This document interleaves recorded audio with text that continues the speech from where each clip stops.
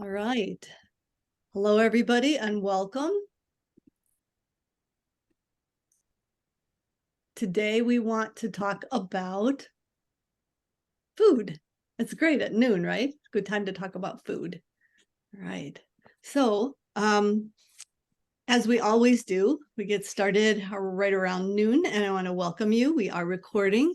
And so today we are talking about eating your way to wellness. Wouldn't that be nice?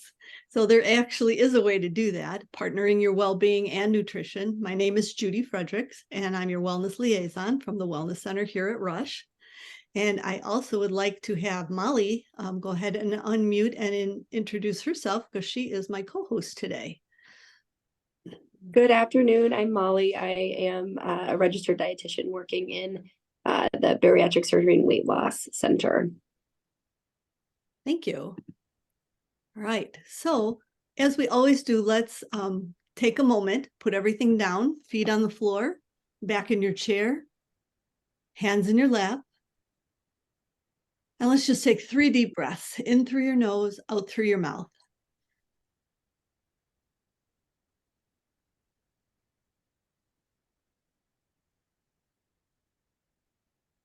Well, the purpose of that is to change your neural pathway, to kind of go to a calming, decrease your cortisol. Put your hand over your heart. That's another automatic sign to your brain to calm, which is really good. So if you do the 2 of those together, and if you can add the green-gray of outdoors, that's the best, because green-gray is the most calming color for your brain. It will actually allow you to calm. Your blue, your eyes attend to the blue. That's a thinking color. The green-gray calms your brain. So if you've got green-gray, hand over your heart, 3 deep breaths, you're really in a good place. And so think about your intention for today, about what you're going to be able to do so that you're a better version of yourself by the end of today towards wellness. What I'd like you to do, if you can close your eyes and roll your shoulders back, just listen to my voice for 1 minute. I'd like you to think of a person, someone who's been kind to you. Actually bring up that picture. And if you can close your eyes, that's really good. It could be a grandparent, a teacher, a partner, a parent, a friend, even a beloved pet. Allow yourself to feel this kindness and this warmth. Imagine this person, this being, gazing at you with understanding, kindness, and compassion. Imagine that this person is wishing you well, sending you a blessing, possibly even saying these words: may you be safe and protected. May you be healthy. May you be held in kindness and compassion. Take a deep breath and let's stretch. So arms out in front, round your back, arms over your head, grab your wrist, pull to one side, grab your other wrist, pull, put your hands behind your back, opening up your chest. If you spend a lot of time on your computer, it's just good to give yourself a break here with these muscles and open up that chest, take a deep breath and shake it out. All right. Okay, so let's go ahead and get started. So our objectives today is talking about healthy eating patterns. And you can tell that I did not use the 4-letter word DIET, right? We want to make sure that you have some ideas of some snacking that you can do that you won't feel bad about, and how nutrition really can contribute to how you feel and your good health. I am going to go back one more. There we go. I just wanted to just run down the schedule really quickly, that we are into January already and talking about nutrition, and in February, same time, same place, we'll talk about perfectionism. In March, we're going to talk about sleep. And in April, supercharging your brain. And for those of you who are going on to the summer session, restoring your energy might be a great thing to check in on. All right. So what I'd like you to do is go on your phone and go to slido.com or use the QR code that's on the screen. And for those of you who are on the phone, the passcode is lowercase c 06 P5E. So that's what they will ask for. Once I give you a couple moments to get that QR code going, I will switch the screen over. You will have the same information when I switch over, so not to worry.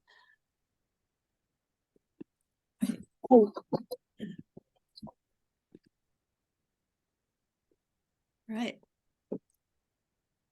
So there we go. Your first question is your biggest challenge around healthy eating.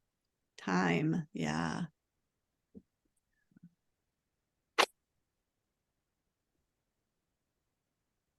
Convenience. Yes. What's in your refrigerator right now? If you open the doors to your refrigerator, would you have food or ingredients?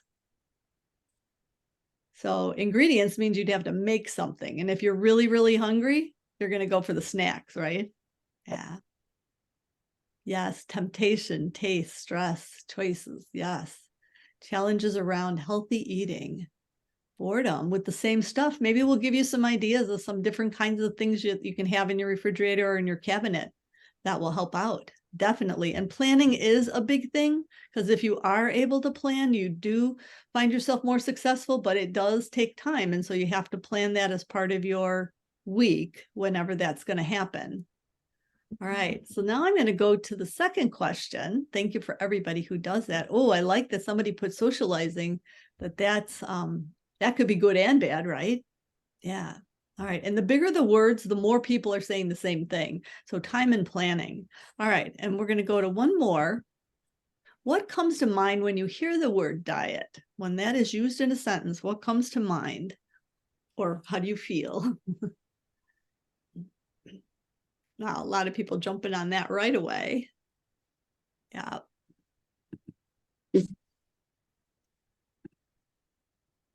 Somebody put in the chat about time to prepare meals. Yes. And so that's why sometimes it's good to have something made as a base on the weekend so that you can use it for lunches or dinners throughout the week. Oh, yeah. Definitely. I like the UGG. Clean eating. That's good. It's good. Somebody's being very honest. Foods I don't eat. Oh. Unhealthy vegetables gimmick. All right. So this is really good. And I'm so glad Molly's with us too today because she will be really happy to help with some of this stuff. All right. So I am going to go back to our talk and I'm going to Molly take over at this point for a couple of slides. So go ahead.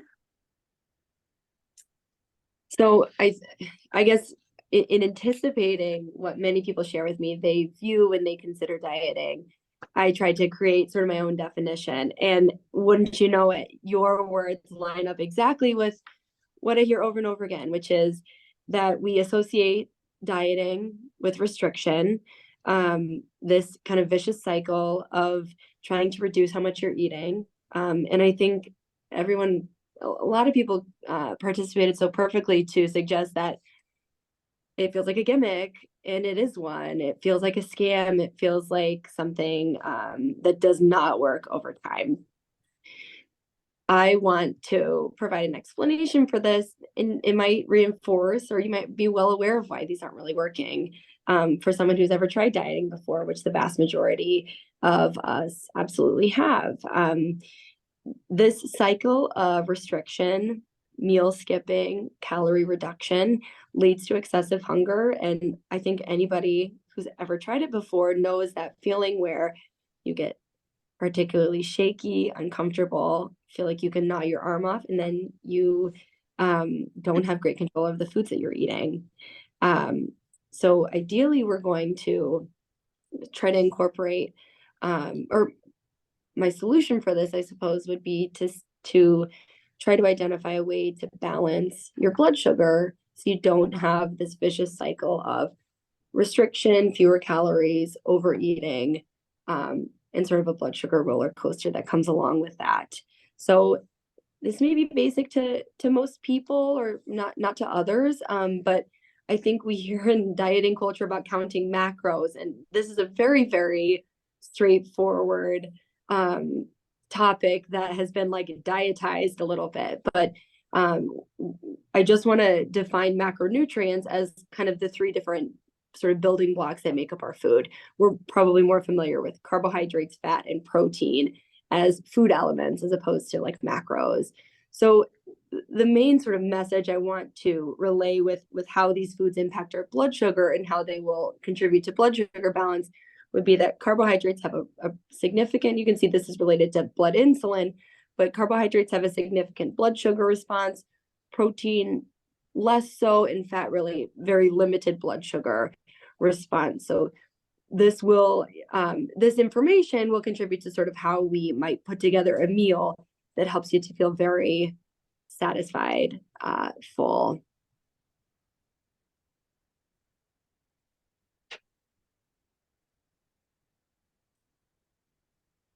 I apologize, Judy. I'm on my phone. I just can never get and I can never access a camera at Rush. So I might have you click along for me. I apologize. Fine. Thanks. Here's just a kind of a nice photo depiction of what these different macronutrients, which foods are included in each group. You can see the overlap of these kind of Venn diagrams would represent, beans or nuts, which are combination foods, which have a little bit of both. And then we can see kind of like straightforward carbohydrate foods, which might be what we're thinking of as starches, fruits, potatoes, corn, rice, those types of foods, bread. Protein's pretty straightforward to be all types of meat, fish, or eggs. And then fats would be anything that we could think that we might cook a food in. So olive oil, butter, salad dressing would be considered fats. And then you can see dairy sort of falls in that kind of Venn diagram of an overlap of protein and fat. But generally, this is kind of just our precursor into which foods belong into which macronutrient category. So what we want to do is to be able to flip the script a little bit and kind of shift your thinking about some of the words that we commonly use. And one of them is diet. And if you could consider the fact that all it is your habitual nourishment. It's not a restriction. It's not telling you what to eat. It's what you regularly consume. So maybe if you used it in that way, it wouldn't be such a bad 4-letter word that you could actually think about. This is what I eat all the time. Meal planning, like some of you had mentioned earlier, is about thinking ahead to be able to have something that's nutritious and portioned enough for you so that you're not hungry and that you do have some thought about it. And then mindful eating is something that we really do have to practice. If you watch people eating their meals, a lot of times they're huddled with their phone or their computer, and they're not even paying attention to what's going in their mouth. And what happens is sometimes you're eating when you're truly not hungry, or you're not paying attention to when you're full. You're just eating, and then you kind of forgot that you ate because you didn't even taste what you had. And so you feel hungry later, because we'll talk in a minute about the fact that your messaging comes from 2 places in your body that tells you whether you're full or hungry. And it can be confusing to your body, to your brain, as to what to do. So there's a couple of different diet patterns or meal patterns that we're going to talk about that are really popular. So we just want to talk about what they are, so you have a sense of things if you hear that. So the first one is My Plate, and that's really very popular, especially with kids, because it's very visual. And this is probably one of the more common ones. So you can see kind of how it's set up, very easy to be able to follow. And it identifies, the fact that water is good, plenty of fruits of all colors. That's one of the things about these meals, is just make them very colorful, make them appetizing as it is. The second one is the Mediterranean diet. A lot of people have seen the Mediterranean diet.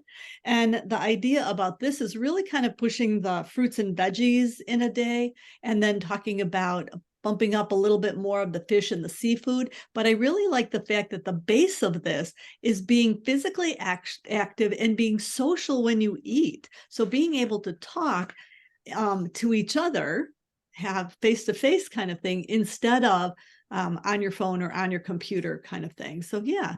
And then the third one, I love this one. It's the Mind Diet. And what it specifically focuses is on brain health. And so it's just amazing that you can lower different levels of stress and inflammation in your body by the foods that you pay attention to. So it's a combination of 2 different meal plans.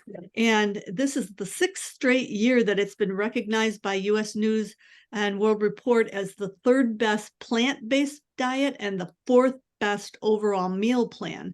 And what's even better about that is Dr. Martha Claire Morris at Rush and her colleagues and colleagues at Harvard developed this plan that shows the correlation between food, nutrition, and brain function, which definitely is something to pay attention to. So when you take a look at it, again, you see the dark green leafy vegetables, the colorful berries, the dark blues and the purples are so important to get into your meals, to make sure you get some beans in there, some whole grains.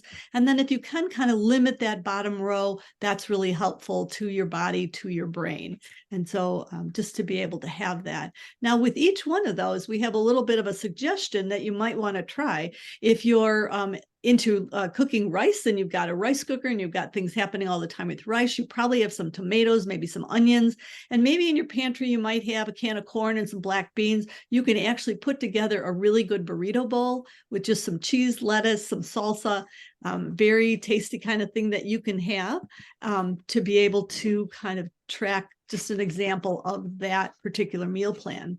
For the Mediterranean plan, that's where the quinoa salad falls in. And again, quinoa, you can make a larger portion, keep it in your refrigerator because it is good for leftovers, and check whatever you had cut up from the salad from last night and put it in there. And if you have some kind of cheese, especially feta, oil is good, and a little bit of lemon. And then if you want to add protein, think about all the different proteins. You could use chickpeas if you don't want to do any kind of chicken or tuna.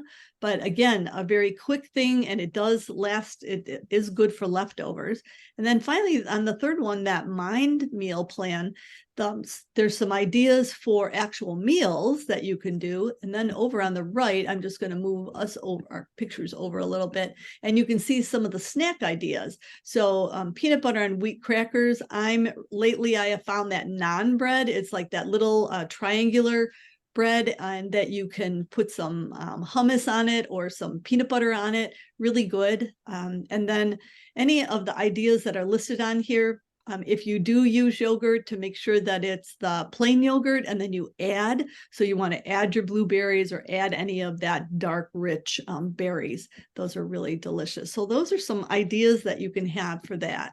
One of the things that's kind of fun is at the end of the day, kind of think about it. And if you do sit down with a family, especially with kids, ask them what colors of food did they have today? Were they able to eat the rainbow? And the reason you want to eat the rainbow is because of what's involved in each of those colors of foods. So if you had the yellows, the greens, and the reds, you really are actually converting your vitamin A, and that you're reducing stress in your brain. You're actually getting beautiful skin. It also has immune health. Now, if you go for the greens, that's more the powerhouses, and that's the multiple vitamins, the minerals. It really helps vision. It improves your heart function. So very good to have the greens, especially those dark greens, any of the dark greens. And then the flavonoids, that blue and that purple, that really can protect against disease. And it does help with cell signaling. So it has a protective effect. And it has been shown to help with any type of dementia. So that's just really a good reason to get into those berries, right? All right. So now you're thinking about, all right, I'm hungry. How hungry are you? So you have to think about your scale. And I think this visual is really good because sometimes my mouth is hungry, but my stomach is not. So I might be satiated if I think about my stomach, but my mouth just wants something. And so that's kind of like that snack time that I go to the cabinet. So if I can think about that I'm between a 3 and 4, then I should be looking at what I'm going to sit down and eat, right? But if I'm still in 5 or 6, maybe I can wait a little bit. Maybe there's a way to have some water, have some almonds, that you're able to get some protein, and that you're able to wait until you actually feel a little bit hungry and maybe have a little bit more time to actually sit down and eat instead of trying to eat really fast. You don't want to wait until you're a 1 or 2, because when you wait till that point, when you're starving, you know yourself, you're going to go for something fast. And for those of you who weren't on right at the beginning, we talked about what was in your refrigerator. And if you have food that you can actually take out and eat versus ingredients where you have to make something, a lot of times you just close the door and you go to the cabinet for snacks. And so what's really feeling good is maybe at lunch or at dinner the night before, you had things that you put together for a lunch and you put it in your refrigerator. So when you open the refrigerator this morning, the light went on and you heard the choir of angels sing, and there was your lunch, and off you went. And so whenever you did get hungry, you would be able to have something that you were happy about, not something you settled with because you didn't have time to go find food at Rush, right? All right. And so then just another little tip about this, and I mentioned this before about hormones, that you have both the leptin that tells you when you're full, and that's produced by your adipose tissue, but then you also have the ghrelin that's produced in the GI tract that signals you to eat. And so they might be competing a little bit depending on that sugar stability. And so you want to be able to think about how your hormones get released and the cravings that you have for sweets. And that's all to do with this control for that desire for food. And that, again, where you are on that scale about, are you ready to actually sit down to eat? Or is it just something that your mouth is saying you just want a snack? All right. So Molly, I'm going to invite you to jump back in. So kind of to put a little bit of like a method to these different routines that we might consider. I am bringing a through line in all this to suggest that blood sugar balance is a great sort of base of the pyramid for experiencing a stable appetite and implementing any one of these patterns. So you can see in this little graph here the blood sugar response that we might have if we were to eat a carbohydrate food by itself. So kind of a snack in isolation or a food in isolation can cause a bit of that roller coaster effect. The spike, you may not notice a certain feeling, but certainly with a crash, that's where people often start to get really a little bit shaky. I associate it immediately with like a craving for something sweet, because your body is like just dying to have return your blood sugar back to normal. So if you have a carbohydrate food in isolation, sometimes that roller coaster follows. However, you can see that green line, which is a beautiful and kind of gentle curve. All this requires in order to achieve would be to pair the carbohydrate food in combination with a fat and with a protein. So what we're after with this blood sugar balance approach would be to have, really nice, gentle blood sugar waves instead of this, spike crash cycle, which can be very uncomfortable.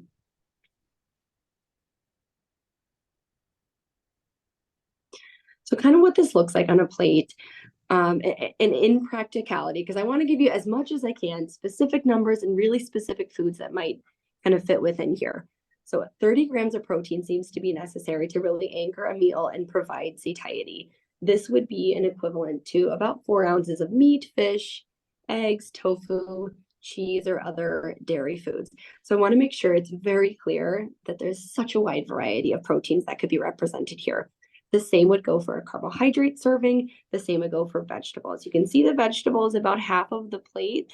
That's pretty common, whether you be kind of practicing a Mediterranean approach, certainly with the MIND diet, and with the My Plate method, vegetables are pretty key here. But I guess I want to make so clear that there are literally hundreds of vegetables that would kind of fulfill this type of plate. So the foods you grew up with, any type of cuisine will fit within this blood sugar kind of balance approach, because every culture cooks protein, every culture prepares vegetables in a variety of really delicious ways, and every culture has starch food. So kind of what we're suggesting here, or what I might suggest here, would be that if you have a fairly limited carbohydrate serving, you might notice more of a gentle kind of rise and fall of your appetite, especially when paired with a protein, a vegetable, and we can see that really nice fat in the middle.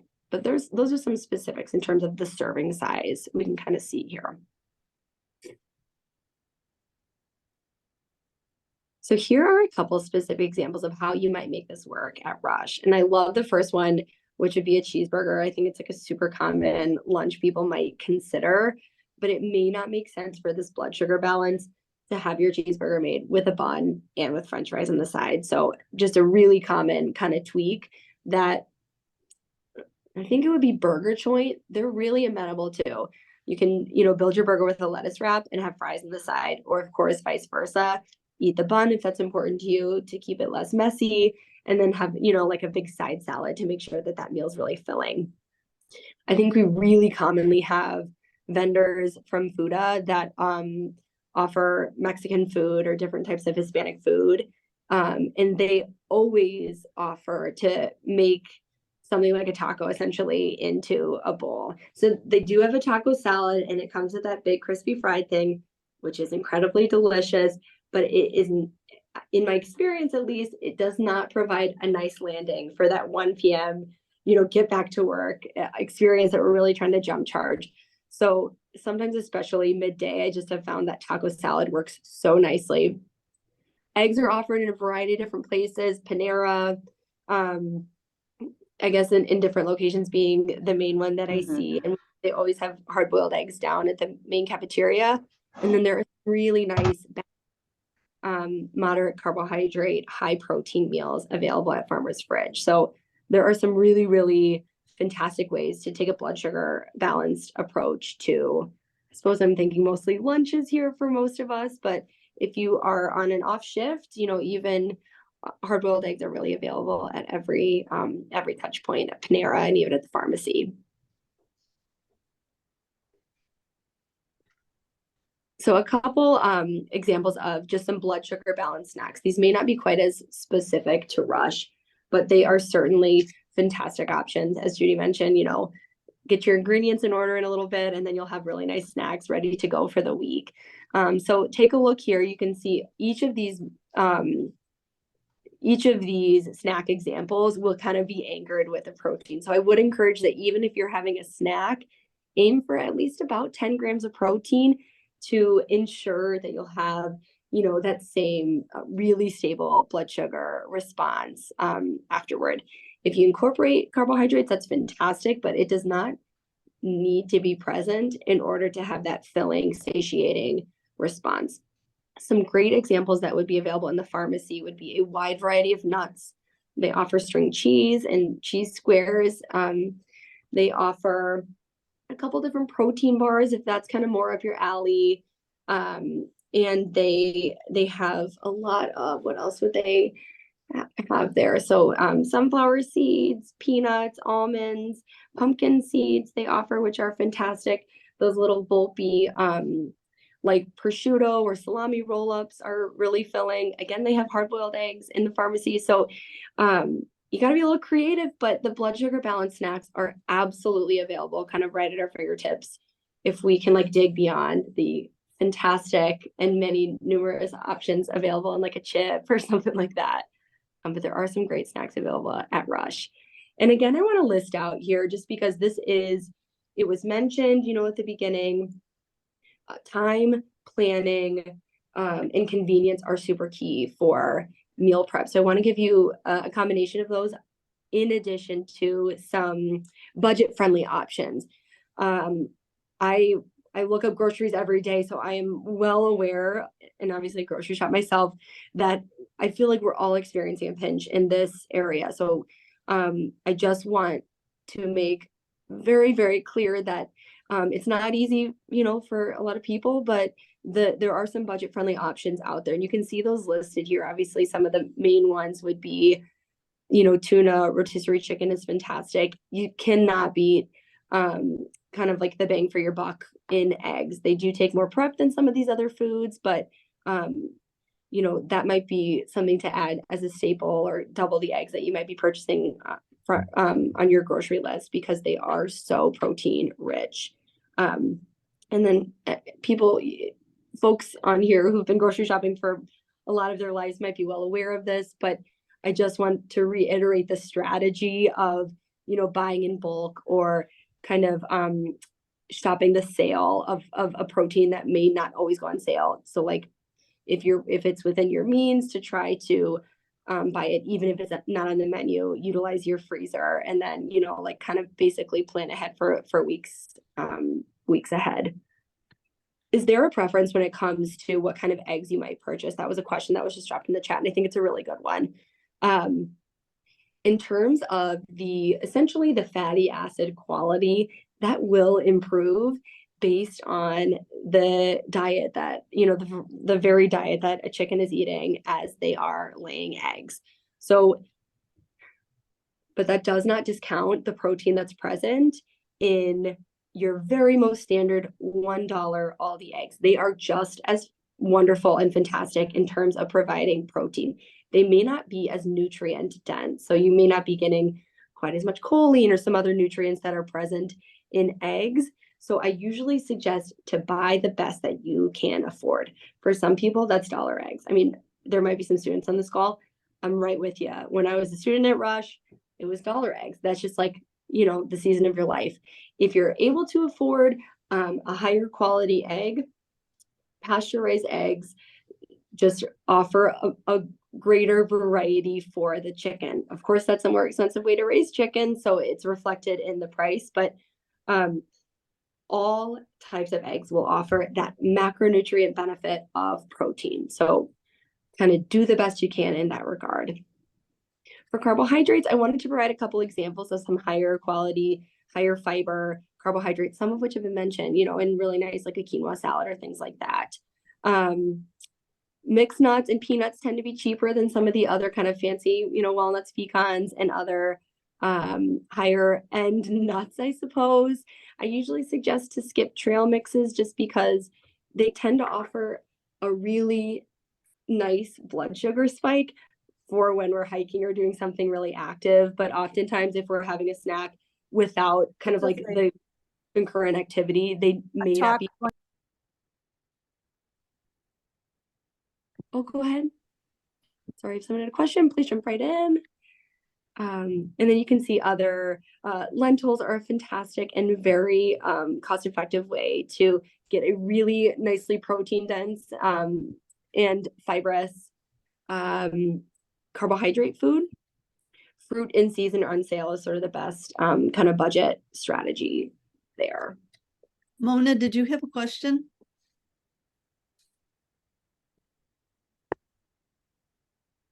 It might just be Thanks very much, though, Judy. I'm sorry I was not muted, and I apologize about that. No problem. We didn't want to skip you if you had a question. But this is wonderful. I'm going to be sharing this going forward, so thank you. It's great. And I did notice in the chat a couple of things. So we are recording, so this will be on the wellness website, so you'll be able to see this. And we also will repeat it again next week at 6 p.m. on Wednesday. So if you want to catch it again, you're able to do that as well. So thank you. And then Nancy, I saw the thing about your article, and I'm wondering at the end when we do questions and answers, if you could put in the chat what your link is, that would be really great. So I'm really excited that you did that as well. All right. Thank you, everybody. And then lastly, for vegetables, I think this is one we oftentimes associate with price, mainly because vegetable or produce goes bad so quickly. So I just want to offer a couple options that are a little more shelf stable. If you rinse canned vegetables off for about 30 seconds, it rids them of most of the salt. So there really isn't a sodium risk associated with canned vegetables as long as you're rinsing them off. This is a really fantastic budget friendly option that I want you to take advantage of. If your options are no vegetables or canned vegetables, absolutely fabulous. Great way to get full, to get the benefits of the fiber that you'd be eating in the vegetable. So absolutely no shame there. There are some great green vegetables available. Besides green beans, spinach is typically available canned, asparagus sometimes. There are some greens available.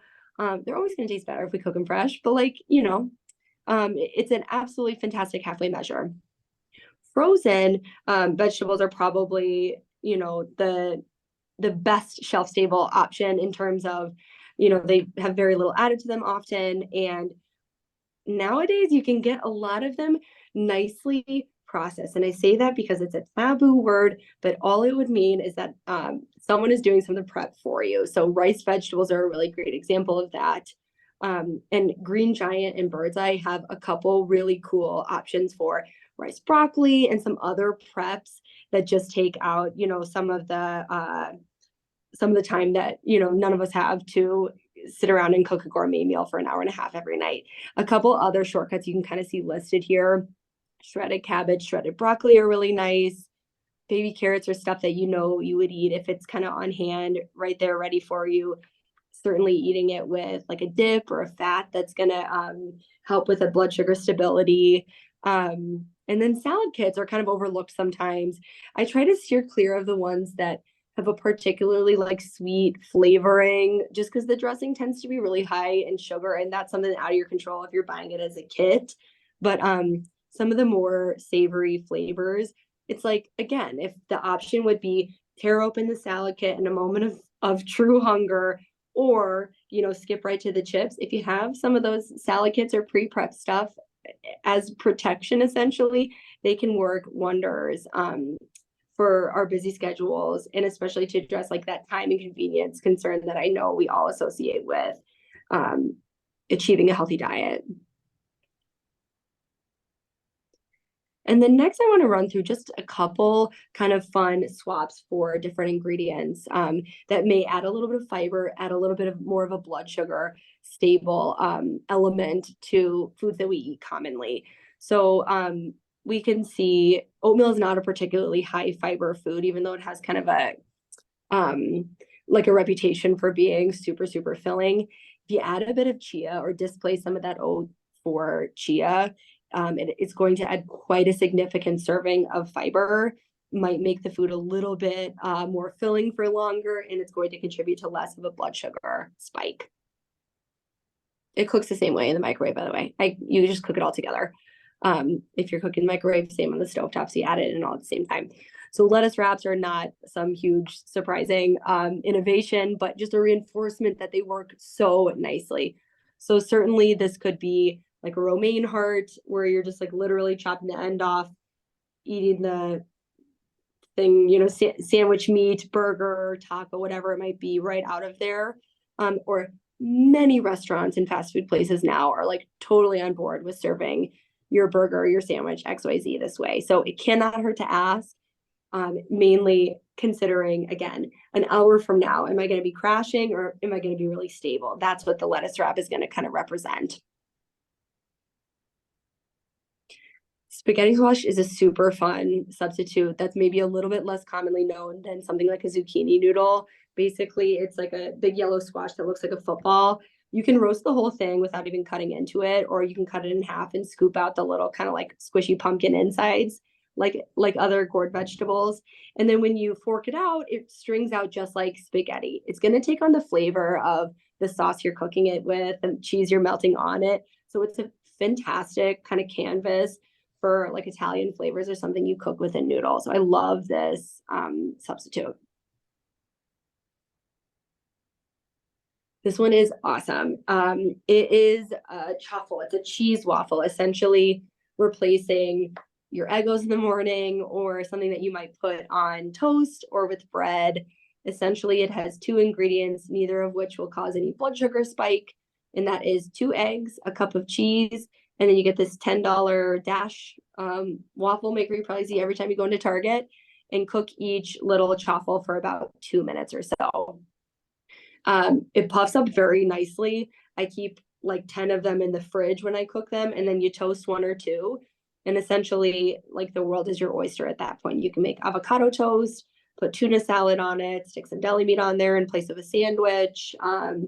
People make them a little bit sweeter by adding some almond flour to the batter, but it is a fantastic kind of base, which we're always looking for, like a keto bread or something like that. And a lot of the products out there are not particularly satisfying, and I find that this one is like super tasty and cheesy. Here's a recipe you'll get when you, if you might receive or look back on the PowerPoint, but a nice protein bar substitute just to make at home. It will be energy dense. So I think it's great to consider that, like, you know, the portion sort of makes the blood sugar response. So something like this is fantastic, kind of in place of your Cliff Bar or another bar that would be otherwise containing a lot of added sugar. This one has a lot more natural ingredients. And then these last couple are not exciting. They are sometimes a little bit annoying or depressing for people, and how they describe to me just their relationship with the kinds of drinks that they're drinking. But I do want to kind of like envision how it might feel if you're drinking soda now, or juice, or other drinks that have sugar in them, how it might feel to experience a more stable blood sugar throughout the day when you're not having a spike crash after these types of drinks. So here are just a couple examples. Everybody is probably well aware of LaCroix and other, very lightly flavored sparkling waters, but the switch is so well worth the stability that comes afterwards. I want to advocate for kind of your wellness and your feelings of fantasticness, if you make this switch in 2024. A step down approach if the leap is a challenge, and that's life, like you don't have to go 60 to 0 all at once in order to make a change that's going to benefit your blood sugar and your appetite stability. Stevia is a great sweetener option that might be best to flavor something like coffee, tea, a drink that you're making yourself. I do want to point out that this would also be an appropriate substitute for something like agave nectar or honey. Those are more natural sweeteners that do contain carbohydrate that will spike our blood sugar. So I'd advocate for stevia even in place of something like honey or agave if you are drinking it.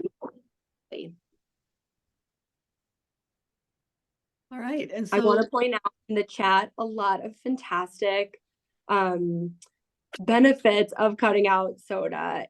So a lot of people are on this train. I think it is a fantastic option. And then Alice asked about monk fruit. I think it's a really similar equivalent to stevia. It's a great sweetener that does not seem to cause an insulin response dissimilar to something like Splenda, which may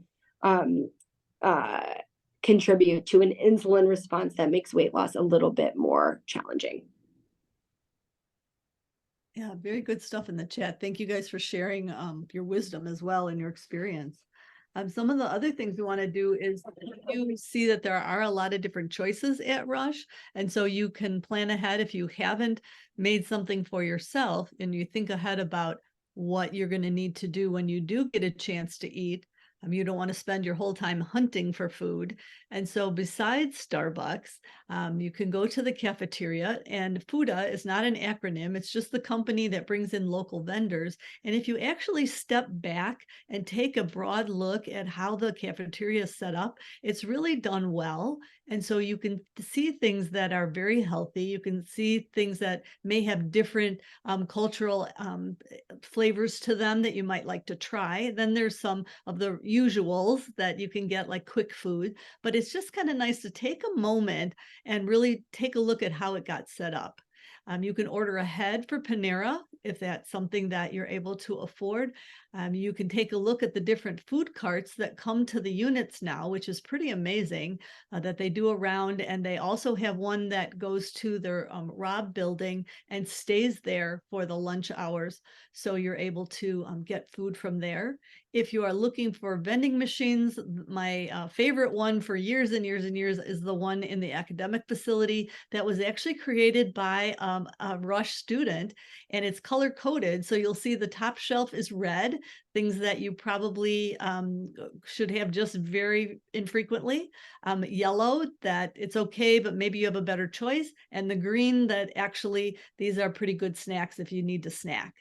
And then the farmer's fridge, when you look at it, it might seem a little expensive, especially for the salad. But when you open that jar, they've done a masterful job of packing that in, and you get a full plate of all kinds of good green vegetables and things, and probably even some egg in there. And save that jar and challenge yourself to see if you can't get your stuff layered in there for your own salad. It's just kind of fun. And then if you have a Subway urge, you've got that over in the Bertho building. So just to be able to know that there are a lot of options, and there might even be some that I don't have listed here, but just wanted you to be able to expand a little bit if you wanted to. Now, on the other side of this is if there is a chance that you or someone you know is facing food insecurity, that paying the rent and paying for school and those kind of things have really stretched you thin, and you're starting to worry about where you're going to get food because that's the one thing that you're cutting back on. And so we do want to encourage you to take a look at some of the food depositories and food pantries that are around that students do have access to, especially over at the UIC. There's a pop-up pantry, and all of the pantries, make sure you bring an ID because they do have a limit of how many times you can visit it in a week or in a month. But the idea is that it is available. So if you've got a tight stretch that you just need to get through the week to get to whatever your salary, whatever your paycheck is going to be, that maybe you want to try that. The closest one we have is Our Lady of the Holy Family on Flournoy. And the cool part about that is the main chef is Daniel Kopenke, and he's a retired Rush nurse, and his wife still works at Rush, and they make the most amazing food. He posts on Facebook, and the stuff is incredibly beautiful and delicious. There is one at Pilgrim's Rest on Washington. There's a Pilsen food pantry. There's the St. Agatha's food pantry on Douglas Boulevard. There's quite a few of them. So if you were to take a look, and if you went to foodbank.org or you just even went Food and Map, you'll be able to find some of these sites that you might either want to volunteer for or you want to be able to visit just to kind of get you through a tight stretch. All right, so we've given you a lot of information, and you might think, oh yes, this is great. I want to get started on this. To be able to help you be successful, there's several things that we can do to support you.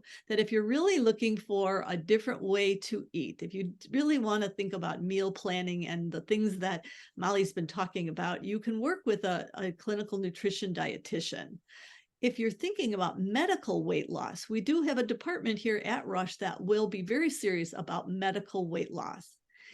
If you just want to work out and don't want to have to think about it once you get home, which is probably a good idea to do it before you get home, before you take your shoes off, you can join the Rush Fitness Center. And then also to help support you with your mental health and psychosocial wellness around eating, you want to visit the Clinical Wellness, our wellness center. And so what I'd like to do is share some of the wellness resources with you in the last couple minutes that we have, and then we'll be able to take some questions and kind of take a look at some of the ideas that some of you had. So the wellness center itself, the physical plant, is over in the Triangle building on the first floor, 7 minutes across the street. And if you use the QR code, you'll be able to get to the website, but it's also as Inside Rush /wellness to be able to get to that website. Very easy to do. Right. This QR code will pop up again. Maybe. In the Wellness Center, we have counseling and case management and the Energy Pod, which is moving over to the academic facility. Yay, students are going to get the Energy Pod in your building. The nice part about the counseling and the case management is that it is free. There is no session cap. Whether you're a student, house staff, or an employee, this is part of your benefits. So please take advantage of it, just as if you would be given a free pass to the fitness center. You do have a free pass to the wellness center. And it's really important that if you're feeling overwhelmed or anxious or just not yourself and would like to talk to somebody to kind of get yourself prioritized or just kind of check in with what's underlying some of those emotions or feelings, it would be really helpful to check in with the wellness center.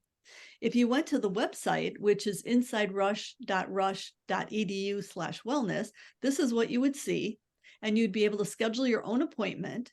Be able to see any of our recorded materials, which these talks are on the website, and all of our wellness news. We have newsletters that come out monthly. Mary, who's on this webinar today, is our editor for that. And there's just all kinds of extra things about the events coming up, and just information about the Nursing Wellness Award. That's the applications are open right now. If any of you are interested in that, check that out a little bit. And going to something more electronic is our pager. So we have a pager that's 24/7 carried by our our counselors. And what's really great about this is if you cannot get an appointment and you just don't feel yourself, you just feel very uncertain or tentative and feel anxious about what's going on, what's really good is that psychotherapists carry this pager 24/7. And so if you're just not sure, use the pager 852323. For those of you who are Bulls fans, is Michael Jordan's number to help you remember it. But the nice part is they will help you in the moment about what you need, about what's going on with you. And they will help you in the next couple of days, kind of get you set up for support. And you can use this if you're worried about a colleague as well, kind of work with your colleague and make the call together to be able to work on just if things are not feeling okay for you. And that's an important thing, that you know that we've got your back. You know that you have a resource that is 24/7. So what I've been talking to you about is what's on the left side of the screen, 7 to 7, Monday through Friday, in person and telehealth. And you can do online scheduling. That's the nice part. It's just you'd be able to see all the counselors that are there. You'd be able to click on what's available for you, as well as the Energy Pod. You can make an appointment with them. If that doesn't work out for you and you would like to work with somebody that is not a Rush provider, we do work with ComPsych, and that is available on the website, and you'll see their phone number as well, and they are 24/7 also. All right, some of the programs that we offer is mental health first aid. That's one of them. Right now that we're offering it once a month, usually on a Saturday. It's 2-hour pre-work, 8-hour virtual. And mental health first aid in a nutshell is like CPR for your mental health. And so it's really good to be able to have the words to use if you know of a colleague, a student, somebody who's just struggling a little bit. And how do you approach them? What are the kind of words that you would use that you were concerned about them? What about yourself? What are some of the signs that you might want to pick up on for yourself that you might need a little bit more assistance? What about somebody who is having a panic attack, or somebody who is having a little break from reality types of things? And so to be able to identify those, to know what to do about them, and to know what the resources are, mental health first aid does provide that for you. We offer Insight Timer. That is kind of like the Calm app or Headspace, any of those. It's really wonderful about meditation. And what I like about it is they have different times. So you can do a very brief one, especially in the morning. My favorite is before you pick up your phone, before your feet hit the floor, you can sit and just gently awaken with a quiet morning meditation, just a 5-minute thing, very nice. Or on your way home from work, you'd be able to calm a little bit so that you can make that transition from work to home. Very nice. So again, the QR code is there, but it's also on the website that you'd be able to access it that way, right? We do have coaching for both nurses and physicians. So if you go on the website, you'd be able to get the details for that, especially if you want to boost your career. This is a wonderful program to be able to take advantage of. And then we also have peer supporters. So they are your colleagues that have volunteered a half hour of their time to just sit and chat with you about what's going on, what's your experiences have been, what's been working for you and what's not been working for you in the last week. It is free. It is confidential. You do schedule it. It is somebody from one of the Rush Systems hospitals, and they are all volunteers who have gone through mental health first aid. And so it's just kind of a good 30-minute chat, right? So then who doesn't need that? All right. So when we do these talks, we always talk about the pillars of wellness. And so today we talked about healthy nutrition. And my hope is that you were able to gather some ideas. And we're going to open up the chat because it looks like there's quite a few people who have posted some things. And I'll invite Molly to come pop back on so that we're able to take advantage of any of the questions that you have. So let's take a quick look. A lot of great suggestions. One would be that if you have the Farmer's Fridge app, the food's cheaper. So that's a really awesome idea. Yeah, and then the Panera Rewards program. I think that Lolly had a really good question about suggestions on dietary choices for hormonal balance for females.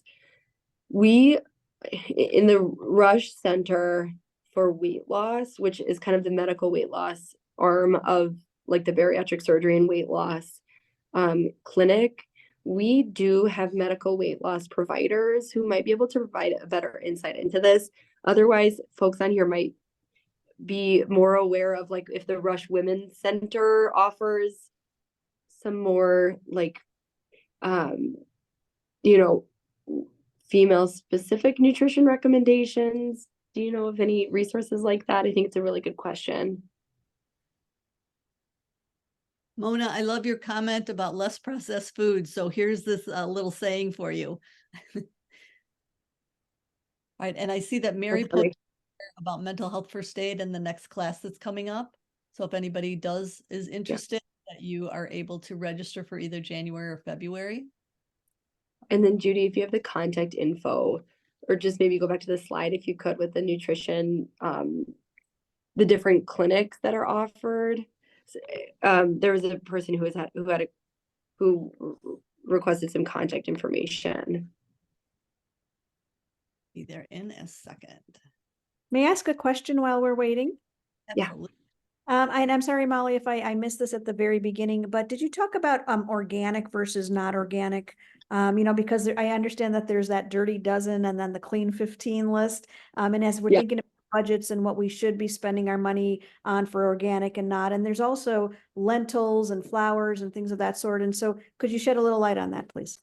Yeah, I think a really similar response to kind of the approach of budgeting for your eggs, which is to buy the best that you can afford, because it will likely mean less exposure to like the pesticides used in our more traditional farming. I guess kind of is like the new age modern traditional farming, which uses pesticides. I think those lists are informative, which is like basically how much of a fruit skin or a vegetable skin is exposed to pesticides. So Mona's referring to like a dirty dozen produce list of basically foods where we eat the skin. So buy apples organic because they come with the skin. Maybe skip worrying as much about bananas because we peel it, for example. But I do want to make clear that the nutrient density is not affected typically by like whether a produce is grown organically. That may not be the case for something like livestock, because an organic or an organically raised cow, for example, might have been fed something very different than sort of a more traditionally raised cow. So it probably is food specific. But for produce, if you're eating the skin, I'd try, buy organic if it is within your means. However, you are absolutely eating very similar and identical, like sort of nutrient profile if you buy non-organic. And then for proteins, which of course are the more expensive kind of item on our grocery list, it is likely that your food will be more nutrient dense if you are able to afford the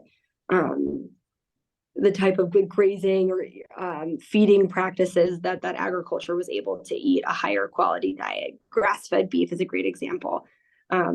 So again, it won't impact like the macronutrient typically kind of profile of a protein food like beef, pork, chicken, or turkey, but it will likely impact the nutrient density or kind of like the quality of the fat that you might find in that cut of meat. All right. Well, thank you very much, Molly. I know we are up against our time right now, and I appreciate everyone who put in the chat some ideas and good questions that you asked, because that really did make for a very full discussion and a good presentation for us. So thanks again. If you do want to hear this again, we'll be back next Wednesday at 6 p.m. Otherwise, we'll see you next month with a different topic. I'm going to stop the recording now, and if anybody does want to stay on to ask some questions, we'll still be here for a couple moments.